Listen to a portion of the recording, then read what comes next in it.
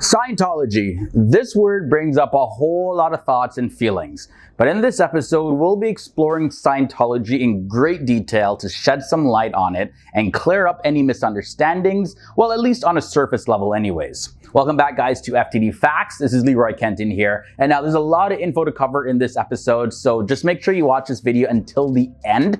Definitely, it's a very eye-opening and surprising one. Okay, so let's start off with fact number 10. The biggest question that people have is, what is Scientology anyways? Is it a religion? Is it a cult? Is it a scientific institution? Well, let's go to their website. According to Scientology.org, it was developed by L. Ron Hubbard, and Scientology is a religion that offers a precise path leading to a complete and certain understanding of one's true spiritual nature and one's relationship to self, family, groups, and mankind, as well as all life forms. So the entire material universe and the entire spiritual universe, and also it takes into consideration the supreme being. So Scientology, though, is not a dogmatic religion. So it doesn't ask that somebody accepts everything that they say just by faith alone. However, Scientologists teach that an individual discovers for themselves that the principles of Scientology are true by applying its principles and observing what they experience and the results that they get in the real world. For fact number 9, this may be a little hard to grasp, but when we say the word Scientology, it does not refer to a belief system. Scientology is actually something that a person does, not something that they believe in.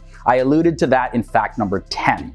But it's sometimes said that while the principles of Scientology are learned in a Scientology church and also from studying Scientology books and materials, the actual practice of Scientology takes place out there in society. Scientology is all about learning to do things to improve your life condition. So an active Scientologist is not only considered to be someone who attends a Scientology church or studies Scientology, but rather someone who actively uses the insights and knowledge that Scientology gives them to make a real positive difference in their lives as well as the lives of others. So one is not actually a practicing Scientologist unless one is positively impacting others in the real world. I found that pretty cool, actually. Let's continue this episode with fact number 8. With Scientology being self-identified as a religion, there would need to be some sort of scripture or holy book used, right? So just leads us to the next question, a question that I asked. What are the scriptures of Scientology anyways? Do they believe in the traditional Bible, Quran, Vedas? What do they read? Well, Scientology's sacred scriptures includes all the writings as well as the recorded lectures of its founder, L. Ron Hubbard. Now, one thing that is really important to know is that the part of this scripture that makes up what the Scientologists study are the technical teachings of Dianetics and Scientology, known as HCOBs, and that stands for Hubbard Communications Office Bulletins. These are printed in red ink on white paper and published in a series of books with red covers known as the red volumes or the tech volumes. Now, there's another set of volumes that contain L. Ron Hubbard's writings on administration as well as the management of the Scientology church. These books, however, are printed in green ink on white paper, and they're published in a collection known as the green volumes or the admin volumes. So both these red and green volumes may be examined and studied and read at Scientology churches, and they're available for sale to the public. So these are the main scriptures that Scientologists use. But here's the thing to take note of, though. Scientology's advanced spiritual technology, known as the operating thetan or the OT levels, is considered to be confidential, and it's never discussed in public. So, of course, if you want to learn more of the meat and potatoes of Scientology, well, you need to be a Scientologist. So far we looked at what Scientology is, but what does the word Scientology actually mean anyways? Where does it come from? So let's examine the word. It was actually created by the creator of Scientology, L. Ron Hubbard, and it comes from the Latin "scio," which means knowing in the fullest meaning of the word, and also it comes from the Greek word logos, where we get the suffix ology from, which means the study of. So it means knowing how to know. Scientology is also further defined as the study and handling of the spirit in relation to itself, universes, and other life. Subjective name means "scio," which means knowing how to know in the fullest sense of the word, ology, which is study of. So it is actually study of knowingness. That is what the word itself means. Now, for some of you who may be familiar with the Christian circles of theology, the term logos is often defined as the word and related to Jesus Christ. But the word logos can also be translated as discourse, which relates to studying something. And this is the context that Scientologists use the word in. Now, just like me, you're probably wondering, why does Scientology fall under the label of church anyways? Well, in the 1950s, Scientologists recognized that L. Ron Hubbard's technology and its results really dealt directly with freeing up humans and led them to greater spiritual awareness. So they didn't have any doubts in their mind that they were actually engaged in a religious practice. So in the early part of the 1950s, they resolved that a church needed to be formed to better serve people's spiritual needs. And following that, the first Church of Scientology was incorporated in the year 1954. So Scientology, of course, like we mentioned before, is a religion, and using the word church when referring to Scientology is correct. All right, guys, we reached halfway in this episode, and I just want to let you know that here in FTD Facts, we love to explore the different religions and organizations of our world as they relate to religion, culture, and people. And we actually worked on 2 videos, very great videos, I think anyways, on Freemasons and Illuminati. So if you're finding this video interesting so far, I'll definitely link to those videos below in the video description section. I think you're gonna really enjoy them, so you can check them out after this one. Again, the links to those videos are below in the video description section. Continuing now with fact number 5. Now, there is a core belief of Scientology that it's really important to understand here. Humans have a reactive mind that responds to traumas that are experienced in life. Those traumas are said to cloud their perception of reality. So auditing is used, and auditing is a process that is intended to find sources of trauma. Then it asks the believers of Scientology to relive the traumas to neutralize them. Then the analytical mind can regain control.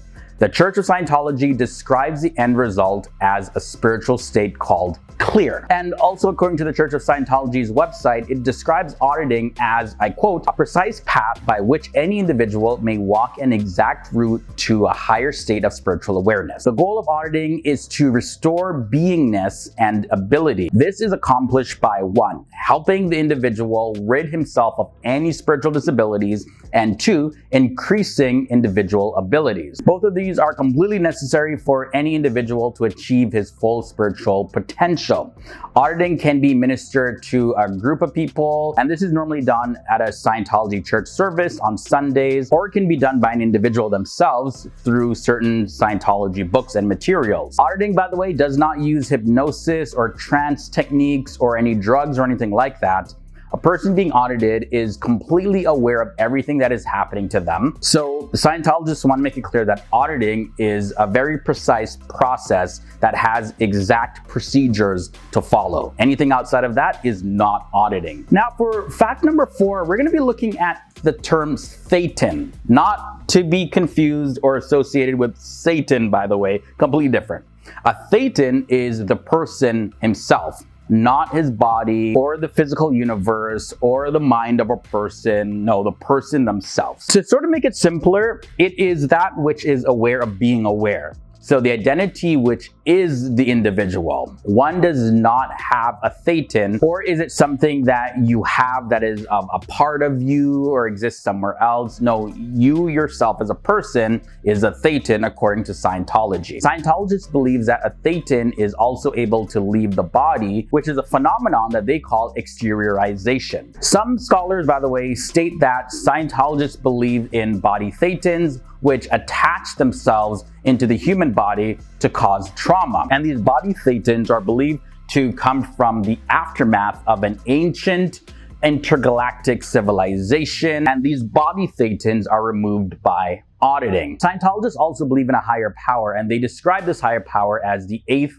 dynamic, one which life in the universe is fully dependent on. Believers in Scientology, they gain knowledge and understanding of each dynamic, and the seventh dynamic is spirituality, and this must be understood before understanding the eighth dynamic. And by the way, no dogmas based on God are imposed on believers of Scientology, and this is contrary to other religions. Scientologists, they're asked to make their own discoveries and decisions based on Scientological training. So you never find anybody saying God is X, God is Y. No, you're led to make your own discoveries of who or what God is. And now let's look a little bit closer into who the founder of Scientology is. Well, the full name of the founder of Scientology is Lafayette Ronald Hubbard. He was born on March 13th, 1911 in the USA, and he passed away on January 24th, 1986 at the age of 74 years old. Although he is now mostly known for founding Dianetics and of course Scientology, do you know that he was actually a fiction author?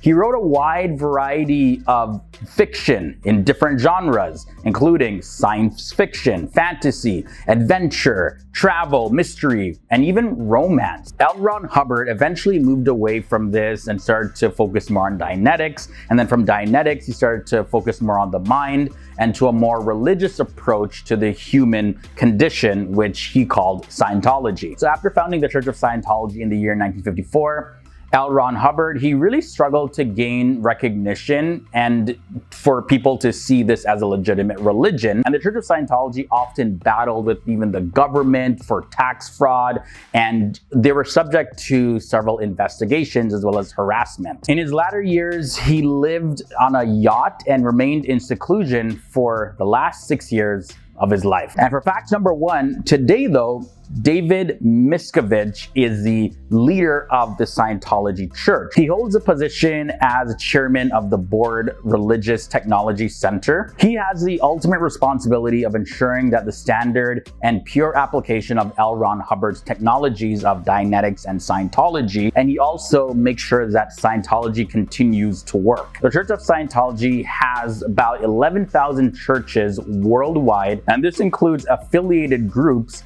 across 167 different nations in the world. So as you can see, Scientology is a massive, massive religious organization, and doesn't look like they're going to be slowing down anytime soon. So guys, this was a look at 10 surprising facts about Scientology. I know there was a lot that was said here. Hope you guys enjoyed it. Hope you guys were able to follow along, and hopefully this answered a lot of questions, or at least some questions that you may have had about Scientology. As always, I want to hear your thoughts and comments down below about anything that was shared in this episode. And if it's your first time here to the channel, go ahead and subscribe and ring that bell, and that way you'll be notified every time we post a new video about the different countries, cultures, religions, and people of our world. Until next time guys, stay awesome, stay educated. I'll see you in the next episode. Later.